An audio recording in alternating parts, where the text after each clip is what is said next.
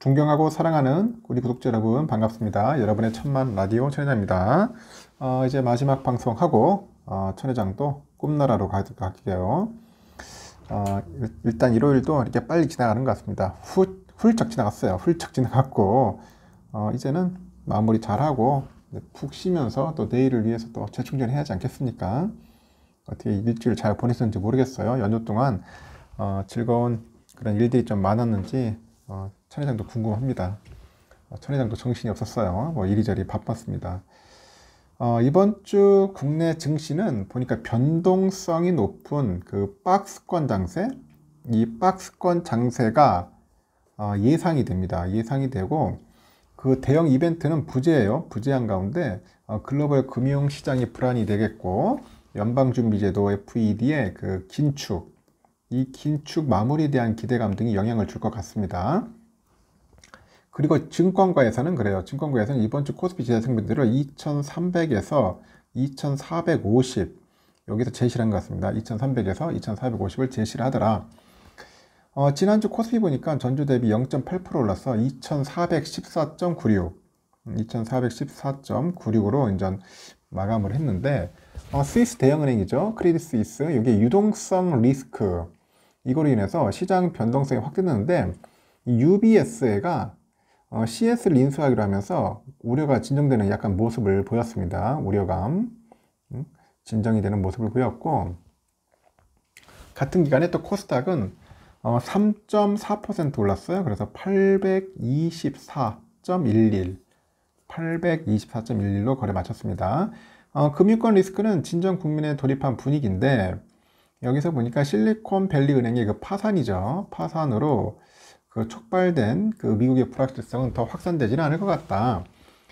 실리콘밸리 은행하고 그 퍼스트 리퍼블릭 은행은 5년 전에 규제가 완화될 당시의 대상 은행들 가운데 큰 편이었고요. 다수 은행들은 이들처럼 자산을 운용하지는 않았고요. 21년 실리콘밸리 경기의 그 특수성도 운용에 영향을 미쳤을 것으로 현재 판단이 되는 것 같습니다. SVB 사태는 가파른 금리 인상에 따른 일부 은행의 그 자산 부채 관리 전략 실패 때문이라는데 이 경험을 통해서 각국 정부와 중앙은행들은 금융 리스크가 확대되는 것을 막기 위해서 조기에 유동성을 공급해 줘야 한다. 그런 사실을 학습하고 있고 이 금융 리스크가 넓은 범위로 확산될 가능성은 낮다고 봅니다. 그 덕분에 낙관적인 전망도 나오던데 연준과 정부 유관기관들은 리스크 확산에 대응한 정책 대안들을 현재 제시하고 있어요. 당분간 은행권 리스크가 이제 진정된다고 보면은 최종 금리 레벨의 가시와 그리고 아직 크리티컬하지 않는 그런 수준의 경기 상황이라는 조건들이 우호적으로 받아들여질 여지가 있다고 봅니다. 3월 그 FOMC에서 시장 예상치 수준의 금리 인상 직후에 그 시장에 돈이 돌기 시작하는 돈맥 완화야. 돈맥 완화. 강화가 아니에요.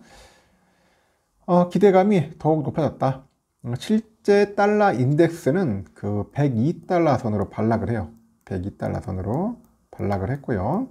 미 국채 이념물 금리 보니까 3.8% 수준까지 하락을 합니다. 하락을 했고요. 국내 주식 그 수급 상황도 그렇습니다. 수급 상황도 견조해지는 모습이네. 견조해지는 모습이라고 설명을 합니다. 삼성은 그 위험자산 선호 심리가 강화됨에 따라서 기술주에 주목을 하는 것 같은데 돈맥 완화의 물길이 새로운 그 주도 테마로 흘러갈 가능성이 높다고 합니다. 유력하로버는 미국과 한국의 그 주가 계율이 상대적으로 이제 높아진 기술주인데 성장주 내 높은 실적 모멘텀이 기대되는 엔터주도 주목을 하는 것 같아요. 미국 등 선진국 중심으로 그 소비 그 수요가 그 지속되는 가운데 주식시장은 시장금리 하락에 먼저 우호적인 반응을 할 것으로 기대가 돼요. 긴축 그 강도도 약화군 해서 외국인들의 그 자금 유입을 기대할 수 있는 코스피 그 시가총액 상위 대형주하고 금리에 민감하게 반응할 그 상장주의 우호적인 그런 시장 상황이다. 그렇게 설명들을 하고 있습니다. 특히 반도체를 주목해야 한다는 주장도 있어요. 반도체. 시장을 주도한 2차 전지에 대한 차익 실현 압력이 강화되다 보니까 그 차기 순환매 주도주에 대한 관심이 이제 부상하고 있는데 이 반도체가 뒤를 이을 가능성이 있다는 그 기대가 나와요. 현재 이게 그 바닥 도래 기대와 적극적인 산업 육성 정책 덕분이라는 그런 이야기들도 풀이되고 있고, 일단은 중국 경기에 민감한 그 가치주를 추천한 사람도 있어. 가치주를 추천하더라. 그래서 미국의 경기가 둔화되고 중국 경기가 확장되는 구간은 국내 주식시장의 최적의 조합이다. 중국 비중이 높은 가치주의 비중 확대 전략을 강화할 것을 권고하는 그런 증권사도 있더라는 거죠.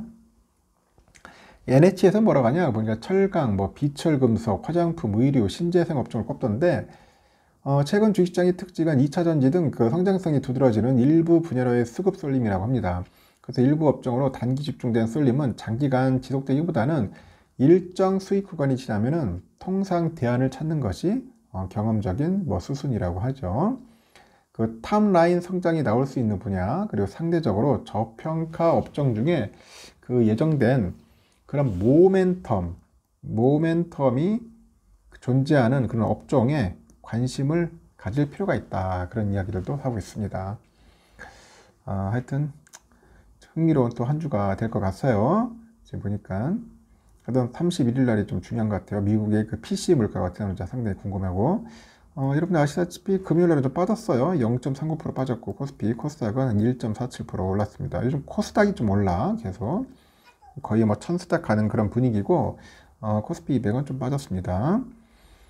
미국장도 보니까 토요일날 아주 흥미로웠어요. 쭉 빠졌다가 슬금슬금 올라가더라고요. 다우가 올랐어. 0.41%. 나스닥도 쭉 빠졌다가 다시 또 슬금슬금 올라가가지고 0.31% 올랐고요. S&P도 0.56%나 올랐습니다. 막판에 올랐어요. 막판에. 유럽은 좀 빠졌는데 미국은 살아나더라. 그리고 필라델피아 반도체는 좀 많이 빠졌죠. 좀 아쉽게도 좀 그동안 많이 올랐기 때문에 한 1.67% 다시 또 조정을 받는 그런 모습들을 좀 보여주고 있고요. 환율은 1,300원이네요. 다시 또 올라가기 시작합니다. 16원이나 올랐습니다. 환율이 좀 올라가고 있어요. 그때 많이 빠졌을 때, 또 많이 올랐을 때, 빠졌을 때 집중적으로 사야겠지. 달러 1분에는 130.74엔, 유가는 69.26달러, 0.7달러나 빠졌다. 일본 엔화 994.53원 많이 올랐습니다. 그 유로화는 1398.93원, 중국 이엔화 189.23원입니다.